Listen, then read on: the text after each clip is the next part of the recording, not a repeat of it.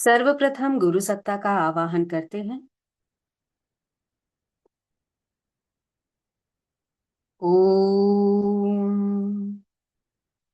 गुरुर्ब्रह्मा गुरुर्विष्णुः गुरुरेव महेश्वरः गुरुरेव परब्रह्म तस्मै श्री गुरवे नमः। अखण्डमण्डलाकारम् व्याप्तं येन चराचरम् तत्पदं दर्शितं येन तस्मै श्रीगुरवे नमः। ॐ श्रीगुरवे नमः। आवाहयामि स्थापयामि ध्यायामि ततो नमस्कारं करोमि। इस स्वाध्याय के अंतर्गत हम पढ़ रहे हैं पुस्तक आंतरिक कायाकल्प का सरल किंतु सुनिश्चित विधान, पृष्ठ संख्या 107।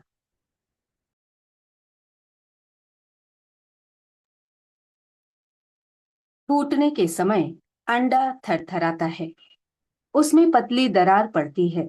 दरार तेजी से चौड़ी होती है और बच्चा उछलकर ऊपर आ जाता है। यह पुरुषार्थ न बन पड़े तो अंडा सड़ेगा और उससे बच्चा निकलने की बात किसी भी प्रकार बनेगी नहीं। कल्प तपश्चर्या के साधकों को दैवी अनुग्रह की भी कमी नहीं रहने वाली, पर उड़ने भर से ही अभीष्ट प्रयोजन पूरा होने वाला नहीं है। भ्रूण एवं चूजे की तरह आवरण को तोड़कर बाहर निकलने के लिए पराक्रम तो उसका ही प्रमुख रहेगा।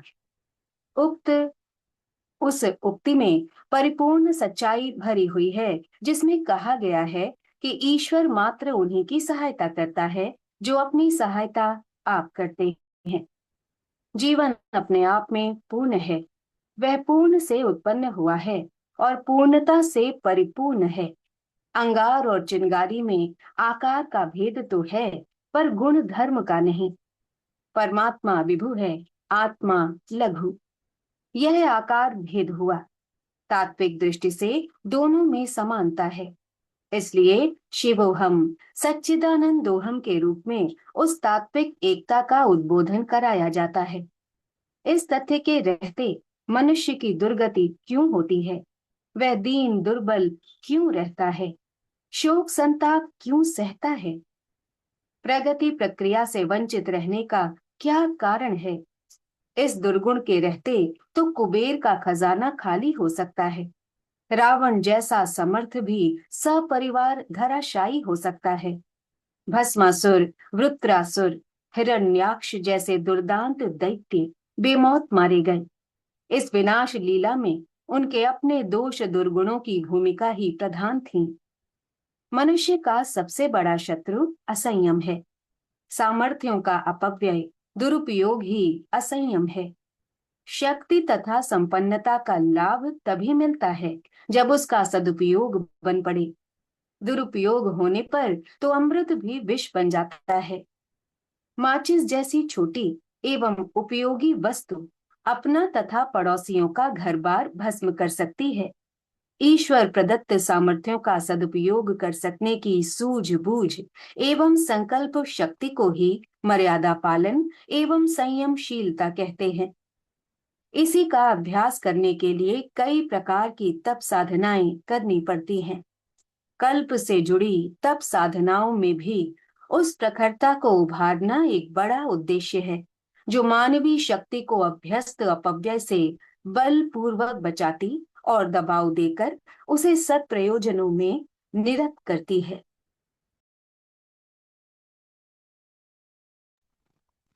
संयम साधना के 4 प्रमुख आधार हैं। 1. इंद्रिय संयम, 2. अर्थ संयम, 3. समय संयम, 4. विचार संयम।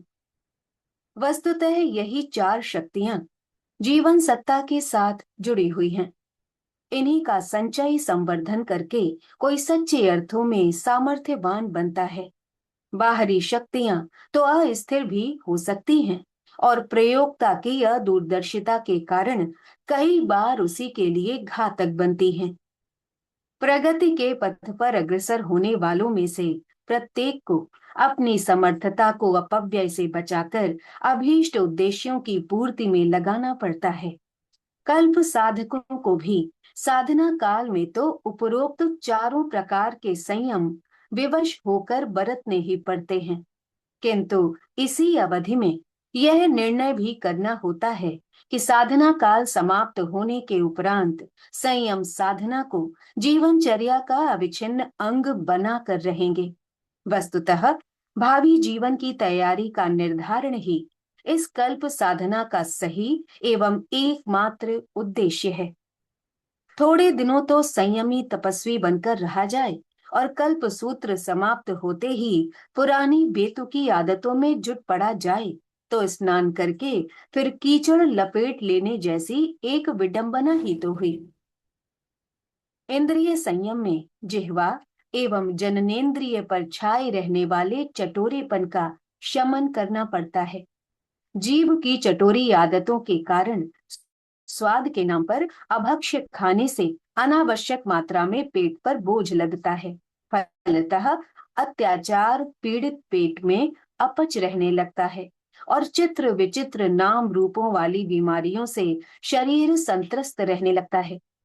दुर्बलता और अकाल मृत्यु इसी असंयम की परिणति है।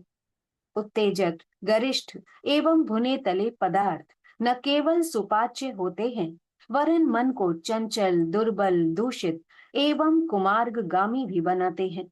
मनोरोग ग्रस्त व्यक्ति किस प्रकार संकट सहते और त्रास देते हैं, यह सर्व विदित है। इन मनोरोगों का एक बहुत बड़ा बड़ा कारण अभक्ष्य भी होता है। चटोरीपन से मुक्ति पाने के लिए समय समय पर लंबे अस्वाद व्रत करने होते हैं और सामान्य आहार क्रम में सात्विक पदार्थों को न्यूनतम मात्रा में ही अग्नि संस्कार कर उपयोग में लाते हैं। इसी का एक स्वरूप भले ही न्यूनतम ही सही कल्प साधना में बनाया गया है। जीभ का दूसरा संयम संयत वचन बोलना है। संक्षेप में सारगर्भित, सदाशयतापूर्ण, शालीनता समर्थक, नम्रता युक्त मधुर वाणी का अभ्यास तब कहलाता है।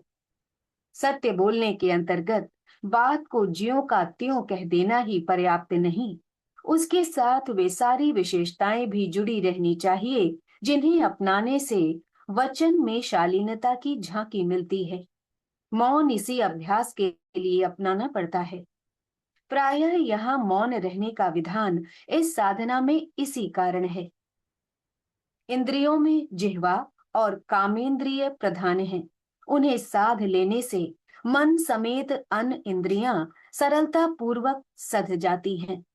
ब्रह्मचर्य का महात्म्य सर्व विदित है। ओजस को जितनी कम मात्रा में खर्च किया जाए, उतना ही नर और नारी दोनों का हित है। इस खलन से दाद खुजाने जैसी क्षणिक गुदगुदी भले ही मिलती हो, जीवनी शक्ति का भंडार तो घटता ही है। यौनाचार की तरह ही कामुकता का वातावरण, चिंतन, दृष्टिकोण भी उस अदृश्य शक्ति का विनाश करता है जिसे रचनात्मक प्रयोजनों में प्रयुक्त करके अनेकानेक उपयोगी सफलताएं उपलब्ध कर सकना संभव है। यूं इंद्रियों में आंख, कान, नाक आदि की भी गणना है, पर उनके असंयम उतने नहीं होते जितने चटोरेपन और कामुकता के। असंयम वार्तालाप प्रत्यक्षतः कितने दुष्परिणाम उत्पन्न करता है, यह सर्व विदित है। उस कारण ओजस शक्ति का क्षरण होने एवं प्रतिभा भंडार में कमी पड़ने की हानि को भी जाना जा सकता है। वाणी का संयम ही है जिसके कारण ईश्वर प्रार्थना में बल आता है, मंत्राराधन सफल होता है और परामर्श प्रवचनों के प्रभावी होने से लेकर शाप वरदान देने की सामर्थ्य तक का उद्भव होता है। दूसरा संयम है अर्थ संयम।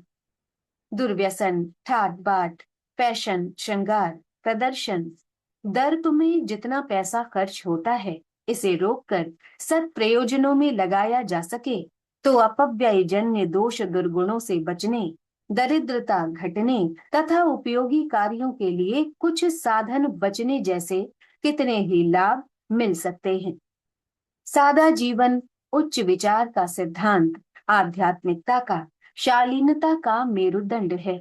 उसका परित्याग करके विलासी उच्छृंखलता अपनाई जाए तो अनायास ही व्यक्तित्व में अनेकानेक दोष दुर्गुण घुस पड़ेंगे। इस विपत्ति से बचना हो तो अर्थ संयम बरतने में कठोरता अपनानी चाहिए। औसत भारतीय स्तर का निर्वाह पर्याप्त समझा जाना चाहिए। शेष बचत का ईश्वर चंद्र विद्यासागर जैसा परमार्थ परक उपयोग हो सकता है। संतान की संख्या बढ़ाना। परिवार को आलसी अकर्मण्य बनाकर एक व्यक्ति की आजीविका पर निर्भर कर देना भी प्रकारांतर से अपव्यय बढ़ाना ही है। इन आधारों पर अर्थ संकट खड़ा करने में किसी भी दृष्टि से बुद्धिमानी नहीं है। परिवार छोटे रहें, हर सदस्य मित व्ययी एवं परिश्रमी बने, तब उस अर्थ संकट से बचा जा सकता है जिससे आजकल हर व्यक्ति संत्रस्त है। विवाह शादियों की धूमधाम में अनावश्यक खर्च करने जैसी कुरीतियां भी बर्बादी का कारण बनी हुई हैं। उत्तराधिकार में बहुत कुछ छोड़ मरने, जो कमाया उसे संतान को ही देने की प्रवृत्ति ऐसी है जिसे प्रचलित होते हुए भी अनैतिक एवं अदूरदर्शिता पूर्ण ही कहा जाएगा। इन सभी अपव्ययों पर अंकुश लगाया जा सके तो वैयक्तिक एवं पारिवारिक जीवन में अनेकों सत्प्रवृत्तियां पनपेंगी। नीति युक्त उपार्जन और विवेकपूर्ण उपयोग का सिद्धांत यदि व्यावहारिक जीवन में अपनाया जा सके तो समझना चाहिए कि तपश्चर्या का एक अति महत्वपूर्ण सिद्धांत जीवन क्रम में सम्मिलित हो गया और उसका दूरगामी सत्परिणाम उपलब्ध होना सुनिश्चित है। यह एक श्रेष्ठ सत्परंपरा तो है ही, साथ ही साधनों का सीमित व्यय किए जाने पर उपलब्ध प्रकृति संपदा का लाभ उन अभावग्रस्तों को भी मिल जाता है जो संपन्नों द्वारा अनावश्यक अपव्यय किए जाने पर उनके हिस्से में आती ही नहीं, या फिर दाम ऊंचे चढ़ जाने के कारण वे उन्हें खरीद ही नहीं सकते। सादगी सात्विकता की प्रतीक है, उसमें नम्रता की झलक है, जिसे अपनाने पर सहज सज्जनता पनपती है और ईर्ष्या द्वेष का एक बड़ा कारण कम होता है। तीसरा संयम है समय संयम। समय को लोग ऐसे ही आलस्य प्रमाद में काटते रहते हैं। मंद गति से अन्य मनस्क होकर बेगार भुगतने की तरह किए गए काम समय तो नष्ट करते ही हैं, मात्रा में भी स्वल्प एवं गुणवत्ता में भौड़े घटिया ही होते हैं। इस प्रकार समय उतना ही खर्च हो जाने पर भी उसका परिणाम घटिया स्तर का निकलता है। समय संयम का तात्पर्य है एक क्षण भी अनावश्यक कामों में अथवा व्यर्थ निरर्थक नष्ट न होने देना। हर मिनट को हीरे मोती से तौलने योग्य बहुमूल्य मानना और उसे पूरी मुस्तैदी के साथ उपयोगी कार्यों में नियोजित रखे रहना। जो ऐसा कर पाते हैं वे सामान्य लोगों की तुलना में उतने ही समय में कई गुना कहीं अधिक महत्वपूर्ण सराहनीय स्तर का काम कर लेते हैं। थोड़ी सी जागरूकता, तत्परता, तन्मयता का समावेश कर लेने से समय की आराधना बन पड़ती है और एक से एक महत्वपूर्ण उपलब्धियों का सुयोग हस्तगत होता चलता है। समय ही जीवन है। कौन कितना जिया इसका मूल्यांकन वर्षों की गणना करके नहीं किया जाना चाहिए, वरन यह देखना चाहिए किसने कितनी तत्परता के साथ किस स्तर के कामों में अपना समय लगाया। इस कसौटी पर कम समय जीने वाले भी अपने क्रिया कृत्यों के आधार पर दीर्घजीवी कहे जा सकते हैं और निरर्थक समय गंवाते रहने वाले शत आयुष लोगों को भी अल्पकाल जीने वालों, अकाल मृत्यु मरने वालों में ही गिना जाएगा। आद्य शंकराचार्य मात्र 32 वर्ष जिए, विवेकानंद 36 वर्ष की आयु में दिवंगत हो गए। उतने समय में उन्होंने महत्वपूर्ण स्तर के इतने काम कर लिए जिन्हें देखते हुए किसी शतायु से कम नहीं, अधिक समय तक जीने वाला ही कहा जा सकता है। रावण के संबंध में कथा है कि उसने काल को चारपाई की पाटी से बांध रखा था। उसी की अभ्यर्थना से उसने अनेक प्रकार की शक्तियां, संपदाएं उपलब्ध की थीं।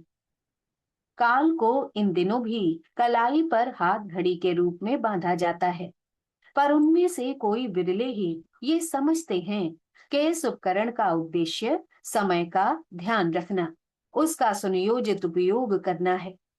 जिनने समय उथले कामों में अथवा आलस्य प्रमाद में बिताया, समझना चाहिए कि उन्होंने ईश्वर प्रदत्त बहुमूल्य संपदा को फुलझड़ी बनाकर जलाया। स्मरण रखने योग्य तथ्य ये है कि ईश्वरीय संपदा के रूप में मनुष्य को समय ही मिला है। उसके बदले संसार के बाजार में कोई भी भली बुरी वस्तु खरीदी जा सकती है। पैसा भी प्रकारांतर से समय श्रम का ही घनीभूत स्वरूप है। वैभव के समस्त साधन स्वरूप वस्तुतः समय की कीमत पर ही खरीदे जाते हैं। जुआ चोरी की तरह कोई बिना श्रम के ही किसी प्रकार की कमाई हस्तगत कर ले तो उसे अवांछनीय ही कहा जाएगा। समय संपदा के बदले ही भौतिक सफलताएं अर्जित की जाती हैं और उसी के बदले आत्मिक क्षेत्र की विभूतियां उपलब्ध होती हैं। जिन्हें मौत के दिन पूरे नहीं करने हैं, जो जीवन का मूल्य समझते हैं और उससे कुछ महत्वपूर्ण उपलब्ध करना चाहते हैं, उन्हें यह तथ्य गांठ बांध लेना चाहिए कि समय को ही जीवन समझें और दैनिक दिनचर्या में एक समूचे जीवन का कार्य निर्धारण बनाकर एक निश्चित नीति अपनाएं। निरंतर इस बात का ध्यान रखें कि कहीं समय संपदा का अपव्यय तो नहीं हो रहा है। अंतिम सांस तक जीवन की हर घड़ी पल का आदर्शवादिता का पक्षधर उपयोग होता रहे। ऐसी व्यवस्था बनाकर चलने वाले ही जीवन आनंद लेने और गर्व से संतोष करते पाए जाते हैं। चौथा संयम है विचार संयम। विचार अदृश्य होते हैं, इसलिए आमतौर से उन्हें पदार्थ वैभव नहीं माना जाता और उन्हें उपयोगी प्रयोजनों में ही नियोजित किया जाता है। इसका किसी को ध्यान ही नहीं रहता। समझा जाना चाहिए कि विचार भी समय या धन की तरह एक सामर्थ्य है। उन्हीं के आधार पर कर्म की प्रेरणा मिलती है। साधन जुटते हैं और उत्थान पतन का क्रम चलता है। वैज्ञानिक, कलाकार, साहित्यकार, विशेषज्ञ जन्मजात रूप से किन्हीं आंतरिक विशेषताओं से संपन्न नहीं होते, मात्र अपने विचारों को अस्त व्यस्त होने से रोककर उन्हें अभीष्ट प्रयोजनों में ही नियोजित किए रहते हैं। फलस्वरूप बिखराव को समेटने का ये कौशल उन्हें निश्चित क्षेत्र में प्रवीण पारंगत बना देता है। अध्यात्म क्षेत्र में बहुचर्चित ध्यान धारणा में विचारों को एकाग्र करके लक्ष्य विशेष पर केंद्रित करने का अभ्यास करना पड़ता है। यह एक उच्च स्तरीय कला कौशल है। किसी विषय में प्रवीण पारंगत होने के लिए उसके साथ अभिरुचि जोड़नी पड़ती है। साथ ही विचारों को आवारागर्दी में भटकने से रोककर उन्हें निर्धारित प्रयोजनों में ही कार्यरत रहने को अभ्यस्त करना होता है। इस प्रसंग में जिसे जितनी सफलता मिलेगी, वह उसमें उतनी ही मूर्धन्य स्थिति प्राप्त करता चला जाएगा। महामानवों में से प्रत्येक ने विचारों को अभीष्ट लक्ष्य के साथ तत्परता पूर्वक जोड़े रहने की बुद्धिमत्ता अपनाई और उसी जागरूकता के आधार पर वे प्रगति पथ पर आगे बढ़ते चले गए। कल्प एक प्रकार की तप साधना है। उसमें निर्धारित अवधि में तो उपरोक्त चारों संयम अपनाने ही होते हैं। साथ ही यह निश्चय निर्धारण भी करना होता है कि समाप्त होने के उपरांत भी वे इन्हें जीवनचर्या का अंग बनाकर रहेंगे। जिन्होंने यह निश्चय किया और उसे व्रत पूर्वक निभाया, समझना चाहिए कि उनका भविष्य उज्जवल बनने में किसी प्रकार का संदेह शेष नहीं रह गया। व्रत साधना के दिनों में यही चिंतन मनन करते रहना चाहिए। जीवन का किस प्रकार श्रेष्ठतम सदुपयोग किया जा सकता है और महत्वपूर्ण कृतियां साथ लेकर परमेश्वर के दरबार में कैसे गर्वोन्नत मस्तक गर्वोन्नत मस्तक से जाया जा सकता है। आध्यात्मिक कायाकल्प की साधना का तत्व दर्शन। आयुर्वेदीय शरीर कल्प की तरह आध्यात्मिक भाव कल्प को समानांतर समझा जाना चाहिए। एक में काया की दुर्बलता, रुग्णता, जीर्णता आदि अनपेक्षित परिस्थितियों से मुक्त किया जाता है। दूसरे में आस्था, आकांक्षा एवं अभ्यास पर चढ़ी हुई कुसंस्कारिता से त्राण पाने का प्रयत्न किया जाता है। शरीर की प्रकृति संरचना ऐसी अद्भुत है कि यदि उस पर असंयम जन्य अस्त व्यस्तता न ला दी जाए तो वह शतायु की न्यूनतम परिधि को पार करके सैकड़ों वर्षों जी सकता है। मरण तो प्रकृति धर्म है, पर जीर्ण शीर्ण होकर जीना यह मनुष्य का अपना उपार्जन है। आरंभ से ही सुपथ पर चला जाए तब तो कहना ही क्या, अन्यथा मध्यकाल में रुख बदल दिया जाए तो भी ऐसा सुधार हो सकता है जिसे अद्भुत अप्रत्याशित कहा जा सके। चेतना तंत्र की संरचना भी ऐसी ही है। ईश्वर का अंग होने के कारण उसमें सभी उच्च स्तरीय विभूतियां भरी पड़ी हैं। पिंड ब्रह्मांड का छोटा रूप है, परमात्मा की ही छोटी प्रतिकृति आत्मा है। शरीर में वे सभी तत्व विद्यमान हैं जो प्रकृति के अंतराल में बड़े एवं व्यापक रूप में पाए जाते हैं। काय साधना से न केवल आरोग्य लाभ मिलता है, वरन तपश्चर्या की ऊर्जा से तपा पकाकर ऐसा भी बहुत कुछ पाया जा सकता है जो प्रकृति की रहस्यमय परतों में खोजा पाया जा सकता है। सिद्ध पुरुषों का प्रकृति पर आधिपत्य होता है। इसका आधारभूत कारण यह है कि काया में उन्हीं रहस्यों की बीज रूप में उपस्थिति को कृषि कार्य के साधनों से विकसित कर लिया जाता है। फलतः काया समूची माया का प्रतिनिधित्व करने लगती है। काया और प्रकृति के बीच आदान प्रदान होने लगता है। जिस प्रकार प्रकृति के ध्रुव केंद्र व्यापक ब्रह्मांड से अपनी आवश्यक सामग्री खींचते उपयोग करते रहते हैं, उसी प्रकार सिद्ध पुरुषों की काया न केवल ब्रह्मांड व्यापी माया से प्रकृति से आदान प्रदान करती है, वरन चेतनात्मक विशेषता के कारण कई बार उस पर आधिपत्य भी करने लगती है।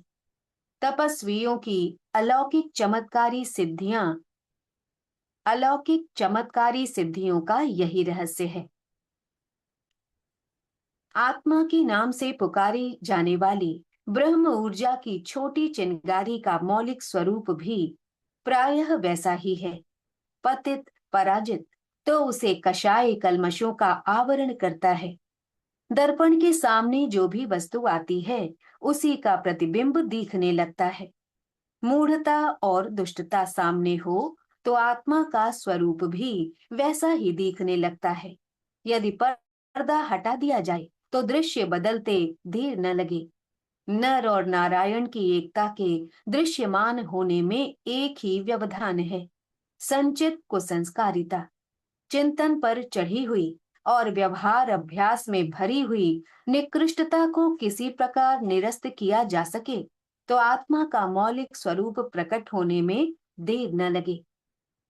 पुरुष पुरुषोत्तम की, जीव ब्रह्म की, नर नारायण की एकता का प्रतिपादन काल्पनिक नहीं है। योगी जनों का प्रमाण उदाहरण सामने है।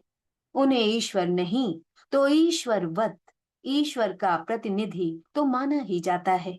इस स्थिति को प्राप्त कर सकना किसी के लिए भी संभव है। मनुष्य शरीर में अनेक देवदूत समय समय पर आए हैं और ऐसे काम कर गए हैं जिससे उन्हें अवतार की भगवान की मान्यता मिली। इस स्थिति को उपलब्ध करने में किसी दैवी वरदान की आवश्यकता नहीं पड़ी। मनुष्य अपने ही पराक्रम पुरुषार्थ से कषाय कल्मशों के आच्छादन तोड़ता है और चक्र व्यूह भेद कर बाहर जा निकलता है।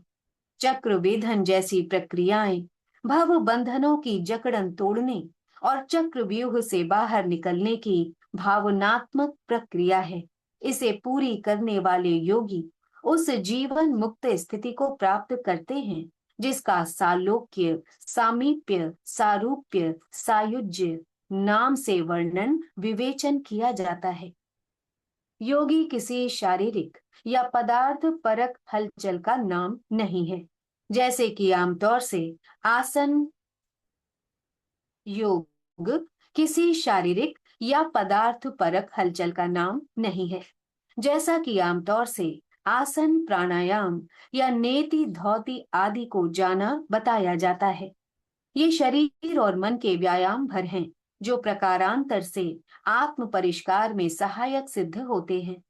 तत्वतः योग अंतराल पर चढ़े हुए अवांछनीय आच्छादनों को हटाने और उनके स्थान पर उच्च स्तरीय परिधान पहनाने की भावनात्मक प्रक्रिया है। उसमें अभ्यस्त आदतों के रूप में स्वभाव का अंग बनी हुई कुसंस्कारिता की जड़ें काटनी पड़ती हैं और उन झाड़ झंखाड़ों के स्थान पर उच्च स्तरीय आस्थाओं को अंतराल में उगाना, परिपुष्ट करना होता है। अंतः क्षेत्र का यह समुद्र मंथन ही योग है। खारे निषिद्ध जलाशय को मत कर किसी समय विश्व वारुणी को हटाया और अमृत जैसी अनेक विभूतियों को हस्तगत किया था। योग व्यक्तिगत समुद्र मंथन है जिसकी सारी प्रक्रिया अंतः क्षेत्र में चलती है एवं उखाड़ने और जमाने का कायाकल्प प्रस्तुत करता है। इसी को योग साधना कहते हैं। संक्षेप में आंतरिक परिष्कार का नाम योग और क्रिया प्रक्रिया में संयम, अनुशासन का समावेश तब कहा जाता है। इन प्रयोजनों की पूर्ति के लिए कुछ न कुछ प्रत्यक्ष प्रयोग, उपचार भी चलाने पड़ते हैं। कल्प साधना की क्रिया प्रक्रिया ऐसे ही निर्धारणों से भरी पड़ी है। इतने पर भी इस तथ्य को समझ ही लेना चाहिए कि उपचारों की आवश्यकता इसीलिए पड़ी कि व्यक्तित्व के अदृश्य स्तर का अंतराल का कल्प परिवर्तन संभव हो सके। दृष्टिकोण और कर्म प्रवाह में निकृष्टता यथावत बनी रहे और क्रिया प्रक्रिया के रूप में चित्र विचित्र उपचार चलता रहे तो समझना चाहिए जड़ की उपेक्षा करके पत्ते धोने जैसी विडंबना चल रही है। कल्प साधकों को उपवास, जप, स्वाध्याय, सत्संग जैसे दैनिक कृत्यों की पूर्ति तो शास्त्र परंपरा के अनुसार ही करनी चाहिए, पर साथ ही यह नहीं भूलना चाहिए कि यह अवधि तत्वतः अंतर जगत की गुत्थियों को सुलझाने के लिए किए जाने वाले मंथन के लिए ही है। उसी को चिंतन और मनन कहते हैं। इस क्रिया रहित प्रक्रिया को चांद्रायण कल्प का मेरुदंड आधार केंद्र कहना चाहिए। मंथन में रई घुमाई जाती है। उसकी रस्सी एक बार आगे चलती है, दूसरी बार पीछे लौटती है। पीछे लौटना चिंतन है और आगे बढ़ना मनन है। चिंतन को आत्म समीक्षा और आत्म सुधार कह सकते हैं। उसे तपश्चर्या की, संयम अनुशासन अपनाने की पृष्ठभूमि कहना चाहिए। मनन को आत्मनिर्माण एवं आत्म विकास की पृष्ठभूमि कहना चाहिए। शुद्रता को महानता के साथ जोड़ देना ही योग है। इस उद्देश्य के लिए कामना को भावना में, तुच्छ को महान में, सीमित को असीम में परिवर्तित करना होता है। यही योग है। उसमें आस्थाएं, आकांक्षाएं एवं आदतें किस प्रकार उच्च स्तरीय बन सकें, इसका निर्धारण एवं कार्यान्वयन करना होता है। प्रगति क्रम को व्यवहार में उतारने की योजनाबद्ध साहसिकता की पृष्ठभूमि मनन के माध्यम से बनती है। साधना काल में आस्था एवं विचारणा के क्षेत्र में नव निर्माण का प्रयत्न पूरी तत्परता के साथ चलना चाहिए। शरीर तप अनुशासन में संलग्न रहे, समयचर्या उन्हीं अनुबंधनों के शिकंजे में जकड़ी रहे, किंतु विचार प्रवाह को भौतिक क्षेत्र से हटाकर अंतर्मुखी रहने के लिए विवश करना चाहिए। इन दिनों भौतिक क्षेत्र की चिंता समस्याओं से उपराम ही लेना चाहिए। जो गंभीरता पूर्वक कभी सोचा ही नहीं गया, उसे इन दिनों सोचना चाहिए। जिस क्षेत्र में कभी बुहारी तक नहीं लगी, कभी दृष्टि ही नहीं गई, उसे इन दिनों साफ सुथरा बनाने से लेकर सुंदर सुसज्जित बनाने के लिए तत्परता एवं तन्मयता के साथ जुटे रहना चाहिए। तब साधना के सीमित समय को छोड़कर प्रायः शेष सारा ही समय ऐसा है जिसमें विचार मंथन पर कोई रोकथाम नहीं है। शरीर कृत्यों के साथ साथ चिंतन प्रवाह अपने क्षेत्र में बहता रह सकता है। हल जोतते समय किसान घर गृहस्थी की बात सोच सकता है, तो कोई कारण नहीं कि उपवास श्रम दान आदि करते करते जीवन की महत्वपूर्ण समस्याओं पर विचार करते रहने पर कोई रोकथाम रहे। यूं चिंतन मनन के लिए कल्प में 1 घंटा नित्य एक निर्धारित प्रक्रिया के रूप में निश्चित है। उस समय तो विचार मंथन उपरोक्त दो प्रयोजनों में निरत रहना ही चाहिए। इसके अतिरिक्त भी कभी भी खाली रहने या काम करते रहने की स्थिति में भी चिंतन मनन का उपक्रम जारी रखा जा सकता है। चिंतन का विषय है आत्मशोधन, मनन का उद्देश्य है आत्म परिष्कार। दोनों को एक दूसरे का पूरक कहना चाहिए। मल त्याग के उपरांत ही पेट खाली होता है, तभी भूख लगती है और भोजन गले उतरता है। धुलाई के उपरांत रंगाई होती है, नींव खोदने पर दीवार चुनी जाती है, सांस छोड़ने पर नई सांस मिलती है। प्रयाण से पिछला पैर उठता और अगला बढ़ता है। आत्म परिष्कार प्रथम और आत्म विकास द्वितीय है।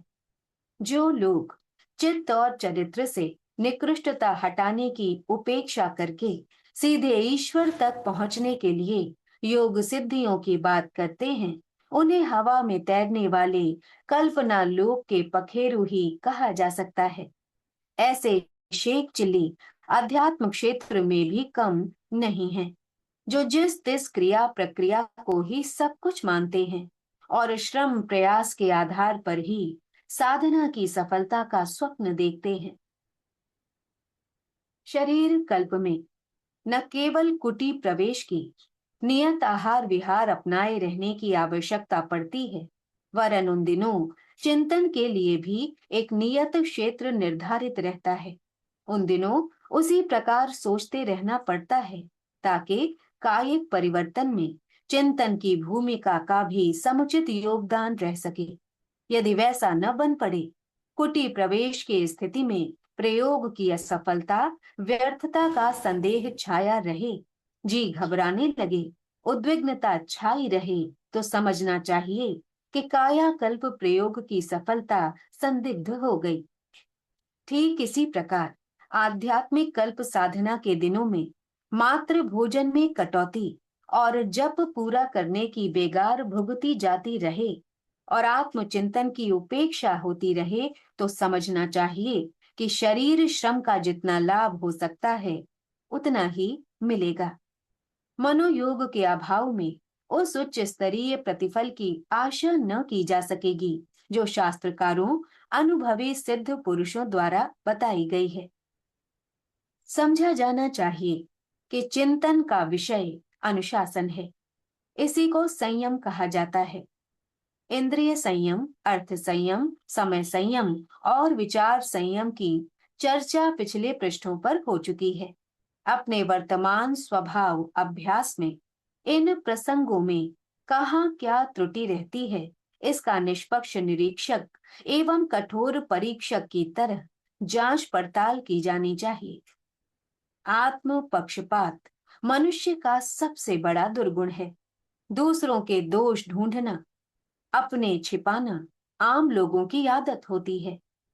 कड़ाई के साथ आत्म समीक्षा कर सकने की क्षमता आध्यात्मिक प्रगति का प्रथम चिन्ह है। पाप कर्मों का प्रकटीकरण और प्रायश्चित का साहस इस बात का चिन्ह है कि इस क्षेत्र में प्रगति की आवश्यक शर्त को समझा और अपनाया जा रहा है। इसी श्रृंखला का अगला कदम स्वाध्यायी सत्संग के द्वारा बाहरी प्रकाश परामर्श प्राप्त करना है। उसी प्रक्रिया का सूक्ष्म रूप चिंतन मनन है। चिंतन में गुण, कर्म, स्वभाव में घुसी हुई अवांछनीयताओं को बारीकी से ढूंढ निकालने का पर्यवेक्षण करना होता है। साथ ही उन्हें किस प्रकार निरस्त किया जाए, यह न केवल सोचना होता है, वरन उसके लिए दिनचर्या का ऐसा ढांचा बनाना होता है जिसे अपनाकर उपरोक्त चारों संयमों का क्रमबद्ध अभ्यास चलता रहे।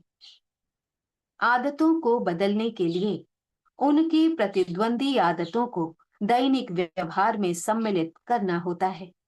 असंयम की गुंजाइश जिन कारणों से, जिन कार्यक्रमों से बनती है, उनको भी बदलना होता है। व्यवहार बदलने पर ही आदतें बदलने की बात बनती है। इसलिए होना यह चाहिए कि असंयमों का अभ्यास तोड़ने वाला चारों क्षेत्रों का एक निश्चित कार्यक्रम बनाया जाए और उसका परिपालन कठोरता पूर्वक आरंभ कर दिया जाए। कल्प अवधि इन अभ्यासों के लिए प्रभात काल की तरह सौभाग्य बेला समझी जानी चाहिए।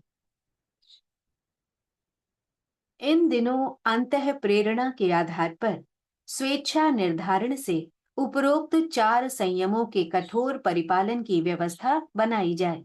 साथ ही यह भी निश्चित किया जाए कि इन निर्धारणों को घर लौटने पर भी भविष्य में नियमित रूप से जारी रखा जाएगा।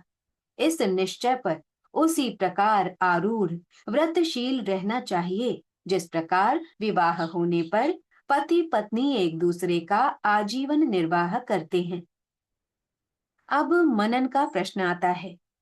उपलब्ध साधनों को आत्म कल्याण के लिए उसी प्रकार प्रयुक्त करने का निश्चय करना चाहिए जिस प्रकार की शरीर निर्वाह एवं परिवार पोषण के लिए किया जाता है। दोनों के बीच विभाजन रेखा बननी चाहिए।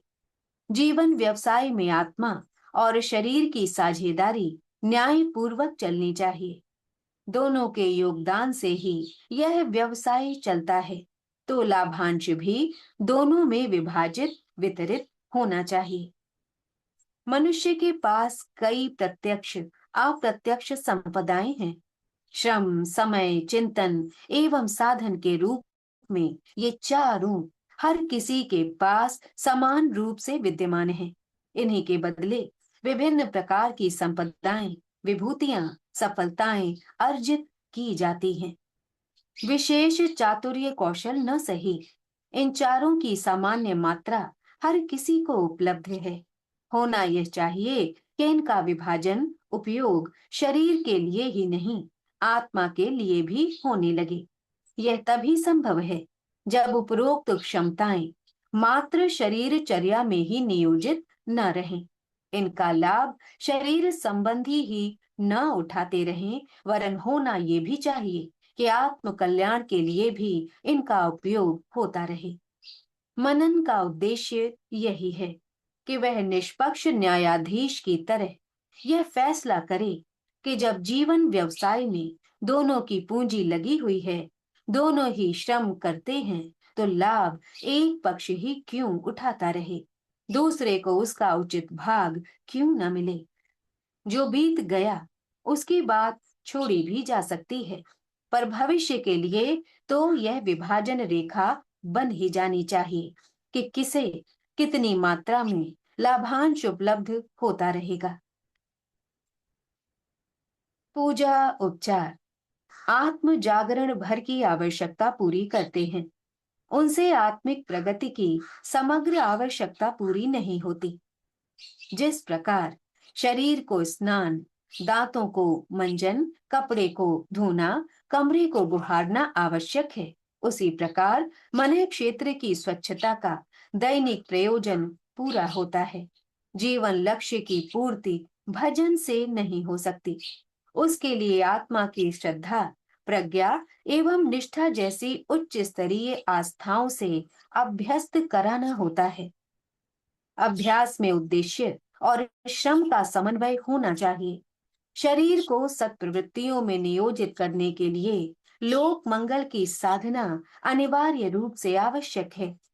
मनुष्य जन्म की धरोहर मनुष्य जन्म की धरोहर इसीलिए मिली है कि ईश्वर के विश्व को सुविकसित बनाने में कुशल माली की भूमिका निभाई जाए।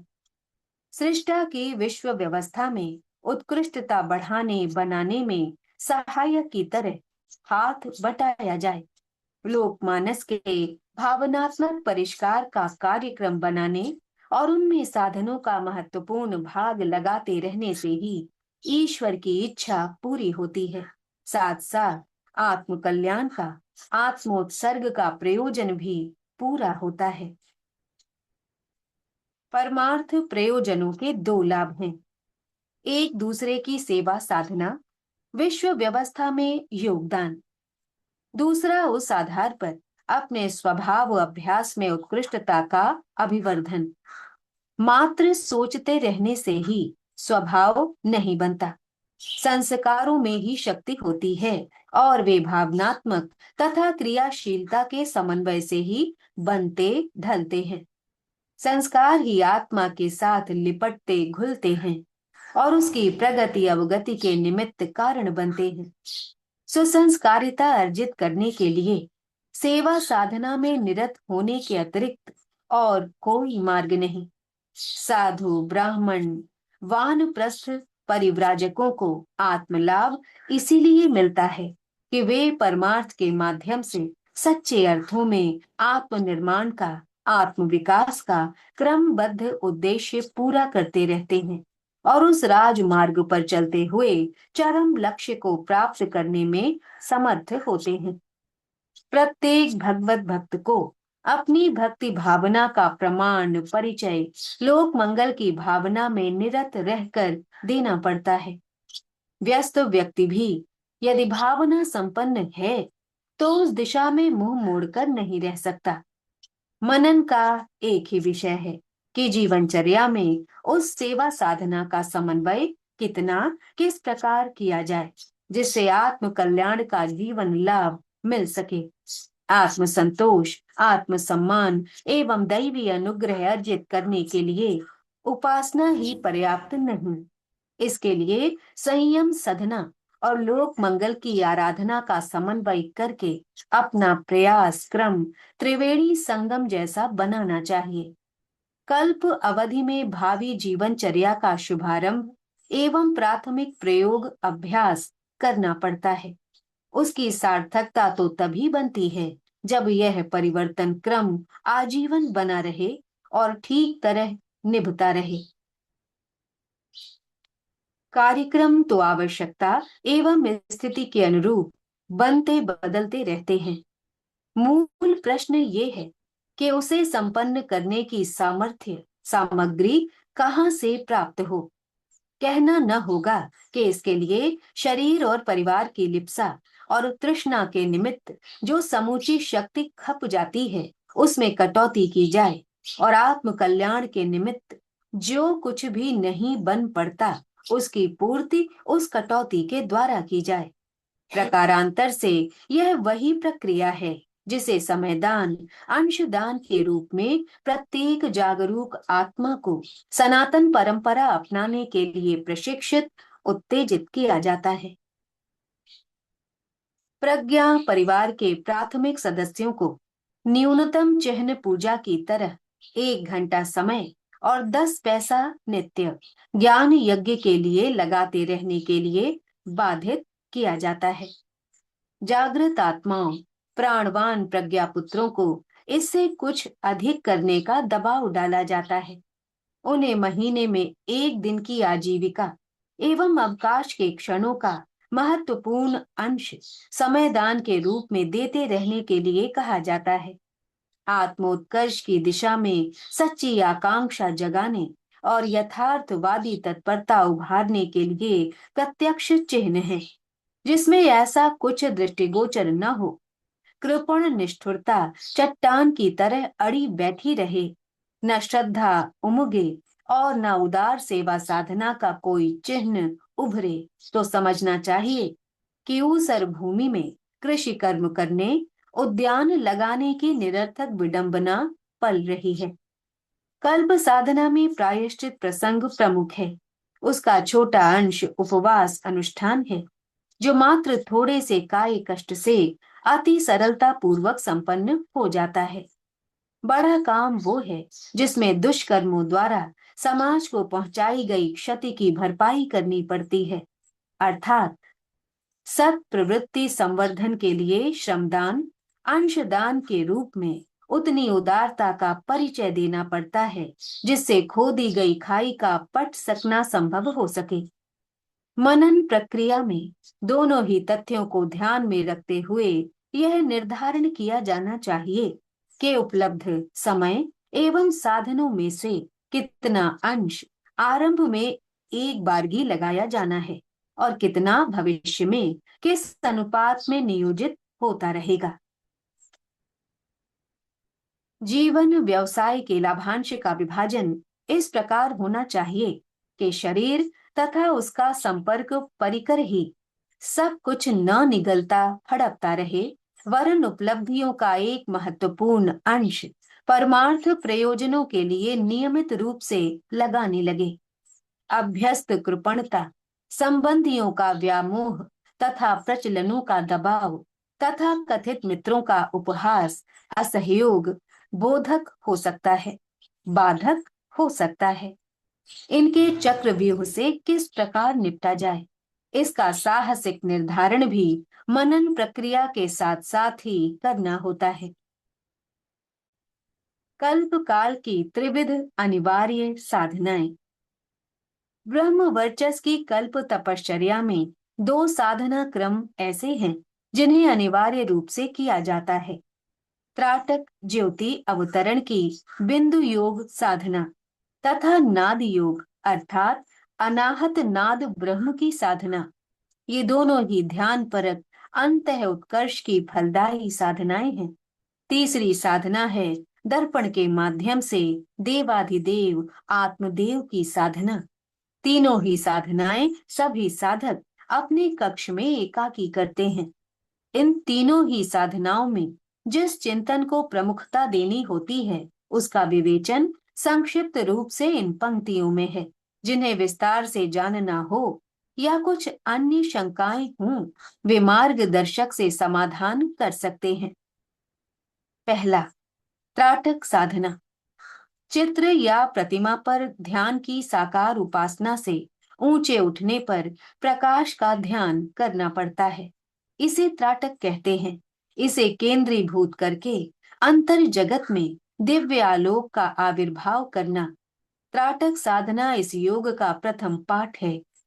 जब इस ध्यान धारणा का विकास उच्चतर स्थिति में होता है, तो यही प्रक्रिया आत्मज्योति एवं ब्रह्म दर्शन में परिणत हो जाती है। फिर त्राटक के लिए किसी प्रकाशोत्पादक दीपक भौतिक उपकरणों की आवश्यकता नहीं रहती। मानवीय विद्युत का सर्वाधिक प्रवाह नेत्रों से ही होता है। इसी प्रवाह को दिशा विशेष में प्रयुक्त करने के लिए नेत्रों की क्षण शक्ति को साधते हैं। त्राटक साधना का उद्देश्य यही है, अपनी दृष्टि क्षमता में इतनी तीक्ष्णता उत्पन्न की जाए कि वह दृश्य की गहराई में उतर सके। अंतराल में जो अति महत्वपूर्ण घटित हो रहा है, उसे पकड़ने में समर्थ हो सके। त्राटक का वास्तविक उद्देश्य दिव्य दृष्टि को ज्योतिर्मय बनाना है। इसी के आधार पर सूक्ष्म जगत की झांकी की जा सकती है। अंतः क्षेत्र में दबी रत्न राशि को खोजा और पाया जा सकता है। देश काल की सूक्ष्म सीमाओं को लांघकर अभिज्ञात अदृश्य का परिचय प्राप्त किया जा सकता है। इस साधना में शरीर को ध्यान मुद्रा में शांत एवं शिथिल करके बैठते हैं। सामने प्रकाश दीप रखा होता है। 5 सेकंड खुली आंख से प्रकाश दीप को देखना। तत्पश्चात आंखें बंद करके भ्रू मध्य भाग में उसी प्रकाश आलोक को ज्योतिर्मय देखना। जब यह ध्यान आलोक शिथिल पड़ने लगता है, तो फिर नेत्र खोलकर 5 सेकंड प्रकाश दीप को देखना और फिर आंखें बंद कर पूर्ववत भ्रू मध्य भाग में उसी प्रज्वलित ज्योति का ध्यान करना। यही है त्राटक साधना का स्वरूप, जो चांद्रायण कल्प में किया जाता है। इतने समय में प्रायः स्थिति ऐसी बन जाती है जिसके आधार पर देर तक भ्रू मध्य भाग में प्रदीप्त किए गए प्रकाश की आभा को समस्त शरीर में विस्तृत एवं व्यापक हुआ अनुभव किया जा सके। भैया दीदी, स्वाध्याय को यही विराम देंगे। आइए कुछ देर का मौन स्वाध्याय को आत्मसात करेंगे। सभी को प्रणाम। जय गुरुदेव।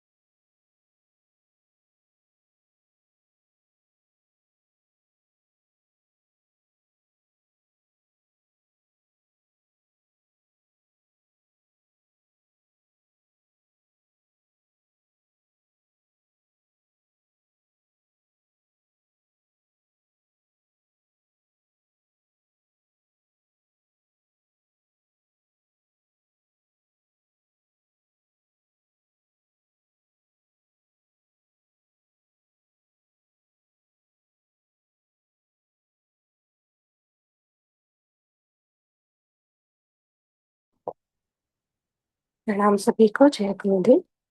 आइए पुस्तक की आहुतियों की ओर बढ़ेंगे।